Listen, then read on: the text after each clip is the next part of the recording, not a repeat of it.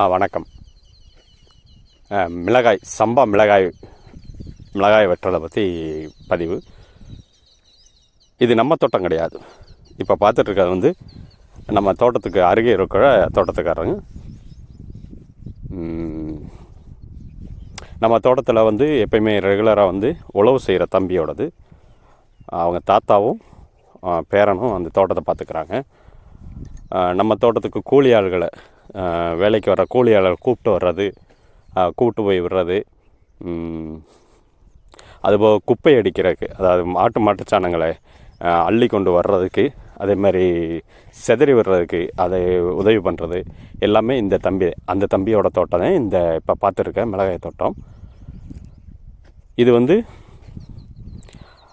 போன வருடம் வந்து சிறிய பரப்பளவில் பண்ண ஆரம்பித்தார். அப்போ போன வருஷம் வந்து முதல் முறை பண்ணதுனால செடியோட வளர்ச்சியெல்லாம் ரொம்ப அபாரமாக இருந்துச்சு. நல்லா நம்ம தோட்டத்தில் இருந்த மாதிரி இருந்துச்சு. இந்த வருடம் வந்து செடியோட வளர்ச்சி வந்து கொஞ்சம் குறைவு. இயற்கை முறையில் பண்ணுறாரு. நம்ம தோட்டத்தை பார்த்து பண்ணுறாரு. அப்படியே கொஞ்சம் கொஞ்சமாக பழகிட்டுருக்கிறார்.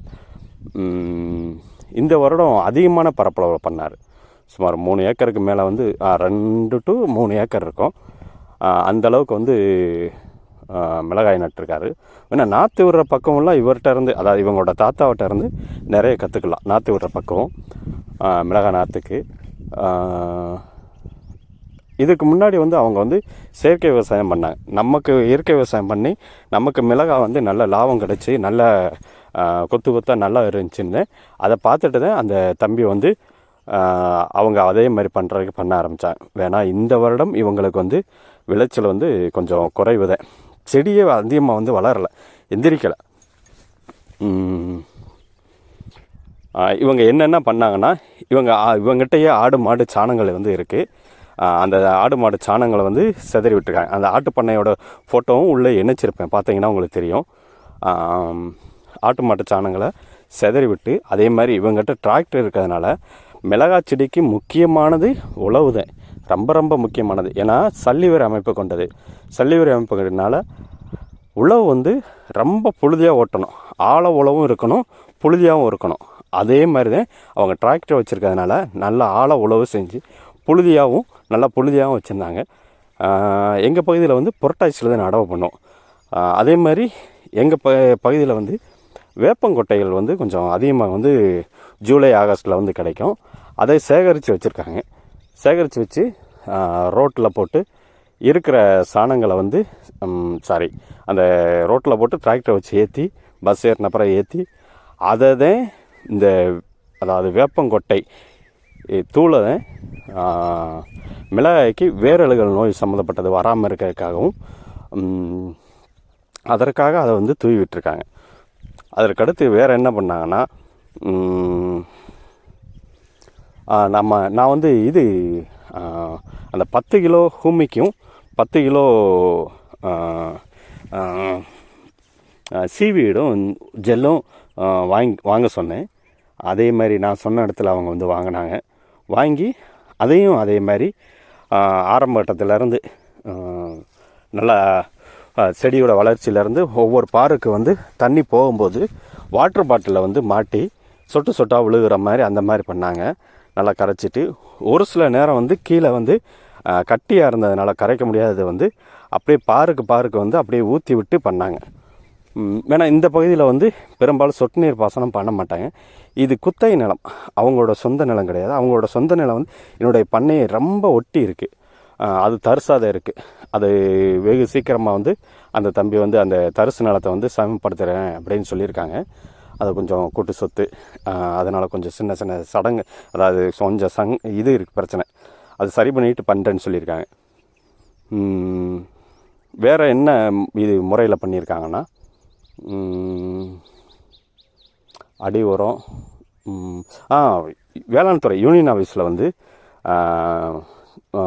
உயிர் உரங்கள் இது சம்மந்தப்பட்டது வந்து வாங்கியிருக்காங்க. வாங்கினதில் வந்து ஒரு சில வந்து அந்த எக்ஸ்பிரி டேட்டுக்குள்ளே இருக்கிறது வந்து அப்படியே செதறி விட்டுருக்காங்க. அதாவது வேப்ப முன்னாக்கோட சேர்த்து கடைசி உழவும் போதும் செதறி விட்டுருக்காங்க. ஒரு சிலது அதாவது நாற்று நடும்போதும் பண்ணியிருக்காங்க. அதே மாதிரி நாற்று வந்து சூடமோனாஸில் தான் முக்கிய வைக்க சொன்னேன். அதே மாதிரி தான் பண்ணியிருக்காங்க. நாற்று விடுற பக்கம் இவங்ககிட்ட இருந்து 2-3 பேர் நாற்று இந்த வருஷம் வந்து வாங்கினேன்னு சொன்னாங்க.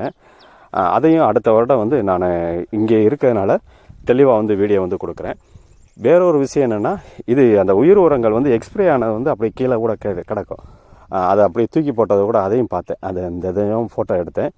அதே மாதிரி அணில் அதிகமாக சேதப்படுத்தினது அதையும் பார்த்தீங்கன்னா, இதே அணில் அதாவது கெமிக்கல் விவசாயம் பண்ணுறவங்களாக இருந்தால் அணில் சேதப்படுத்தினதெல்லாம் அதுக்கு மருந்து அடித்தாங்கன்னா அணில் சேதப்படுத்தாது, அதை கண்ட்ரோல் பண்ணியிருப்பாங்க. இது வந்து அணில் சேதப்படுத்தினதும் நல்லா தனியாக வந்து தெரியும். அதை பார்த்தா கூட ஒரு சிலது வந்து புரியும். வேறு என்ன விஷயம், வரப்பு பயிர் வந்து ஆமணக்கு. இதில் மிளகாயில் இலை முடக்கு வந்து இருக்குது. அது ஆரம்பத்துலேயே மஞ்சள் நிற ஒட்டட்டை இதெல்லாம் சொன்னேன். தம்பிக்கு அந்தந்த வேலை இருக்கிறதுனால கொஞ்சம் கொஞ்சமாக விட்டாப்புல. மஞ்சள் நிற ஒட்டு அட்டையை வைக்கணும்னு சொன்னேன். அதை வைக்கல, வேணாம். அதுக்கு பதிலாக அவருடைய பண்ணையை சுற்றி ஆமணக்கு பயிரையும் மஞ்சள் நிற பூக்கள் இருக்கிற பயிரும் அந்த பக்கம் ஓரத்தில் ஒரு பக்கம் மட்டும் இருக்கும். அதாவது மேற்கு சைடு மட்டும் இருக்கும்.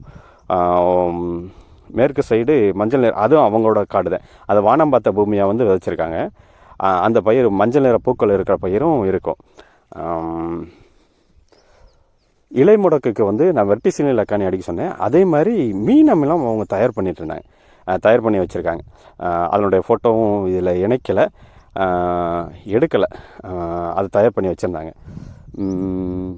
ஏன் நேற்று கூட இது கடலை புண்ணாக்கு கரைசல் வந்து கரைசல் கிடையாது, தூள் வந்து வெங்காயம் நடவு பண்ணியிருக்காங்க. அதில் தூவி விடுறதுக்காக களையை எடுக்கும் போதே தூவி விட்டுருவாங்க. ஒரு சில நுட்பம் வந்து இவங்க பழைய காலத்தில் பண்ண அந்த பண்ணுற முறை, அதாவது களை எடுக்கும் போதே அதாவது கடலை புண்ணாக்கு கரைசலை வந்து கடலை புண்ணாக்கை வந்து தூவி விட்டு அதுக்கடுத்து களை எடுக்கிறாங்க. களை எடுத்து 4 நாளைக்குள்ளே வந்து தண்ணி விட்டுறாங்க. எறும்பு இழுத்துட்டு போயிருமே அப்படின்னு நினைக்கலாம். அதுக்காக தான் களை எடுத்து மேல் மண்ணை மேலே போட்டுறது, கடலை புண்ணாக்கு மேலே போட்டுறது, அந்த மாதிரி பண்ணுறாங்க. அது நான் கொஞ்ச நாள் அந்த சைடு போனேன்னா ஃபோட்டோ எடுக்கிறேன். பண்ணை வேலை வந்து கொஞ்சம் அதிகமாக இருக்கனால அதை பண்ண முடியல. நேற்று நான் ரோட்டிலேருந்து வரும்போது வண்டிக்கு பின்னாடி வந்து ஏதோ ஒரு மூடை வச்சுருந்தாங்க. என்ன மூடை, கெமிக்கலாக திரும்ப ஆரம்பிச்சிட்டிங்களா அப்படின்னு கேட்டேன். அப்போ வந்து இது கடலை புண்ணாக்கு அப்படின்னு சொன்னாப்புல. பிறகு அவங்க தாத்தா வந்து சைக்கிளில் போவார், பேரன் வந்து வண்டியில் போனால் அவர் அந்த தாத்தா தான் சொன்னார், நம்ம புண்ணாக்கு போடுறோம்ப்பா, எப்போயுமே அப்படி தான் பண்ணுவோம். ஏன் பருத்தி இது மிளகாய்க்கேவும் முதல் 2 பறிப்பு வந்த பிறகு செடி வந்து அப்படியே கொஞ்சம் அப்படியே அமுங்கும், அதாவது எந்திரிக்காமல் இருக்கும். அதுக்கு வந்து நம்ம கடலை புண்ணாக்கை தான் தூவி விட்டு ஒரு 3வது வந்து, அதாவது 3வது பறிக்கிறதுக்கு முன்னாடி 2வது பறித்த உடனே களை எடுத்து தூவி விட்டு களை எடுத்து நீ சொன்ன உயிர் உரங்களையும் தூவி விட்டு அப்படி எடுப்போம்.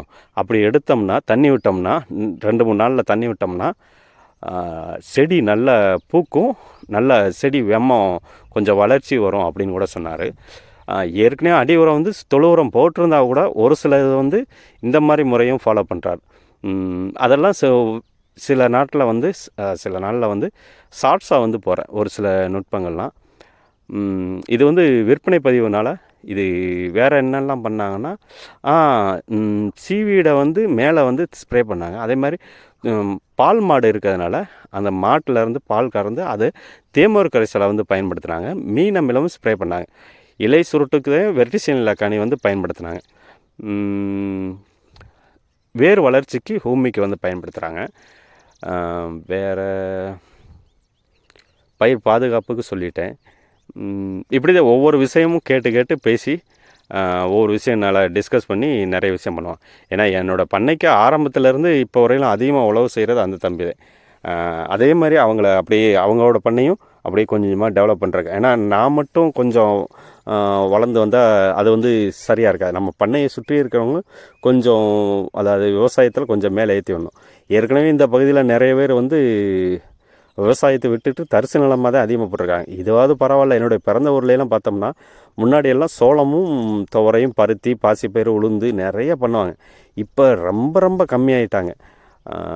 அதுலேயும் இதெல்லாம் பார்த்தோம்னா சோளம் வந்து அதிகமாக பண்ணி தாக்குதல் இருக்கிறனால அதிகமாக வந்து கம்மியாகிட்டு இருக்காங்க. விலையும் வருடம் வந்து குறைவாக தான் இருக்குது. போன வருடம்லாம் பார்த்தோம்னா அதிகமாக இருந்து இந்த வருடம் குறைவாக தான் இருக்குது. காட்டுப்பன்றியும் சேதம் இருக்காங்கன்னா அது சரி, அது வேறு சாப்ட்ரு. நம்ம மிளகாய்க்கு வரும்.